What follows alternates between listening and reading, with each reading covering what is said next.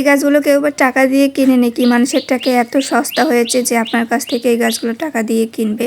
এই type comment আপনারা যারা করেন তাদের উদ্দেশ্যে একটা কথা বলি যে সিম্পল একটা বিষয়কে আপনারা এভাবে নেগেটিভভাবে কেন নেন বা আপনারা খোঁচা মেরে কেন কথা বলেন। আপনাদের কাছে যে গাছটা আছে সেই গাছটা অন্যজনের কাছে নাই বিধায় তো সে কিনতেছে।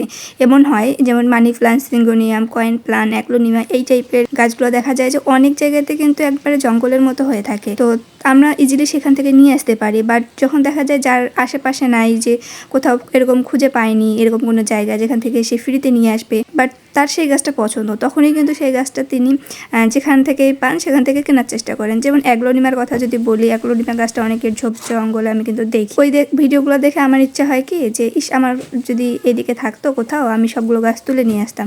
আমার আশেপাশে কোথাও নাই বিধায় আমাকে ওই অ্যাগ্লোনিমার গাছটাও কিন্তু কিনে নিতে হয়েছে টাকা দিয়ে নার্সারি থেকে। বিষয়টা হচ্ছে যে এই গাছটা আপনার কাছে আছে বলে এই গাছটা আপনার কাছে সস্তা মনে হচ্ছে, আর যে গাছটা আপনার কাছে নাই সেটা অনেক মূল্যবান কোনো কিছু, এরকমটা মনে হয়। তো এরকম কমেন্ট করা থেকে অবশ্যই দূরে থাকবেন, কেননা আমিও মানুষ, আমারও রাগ হয়।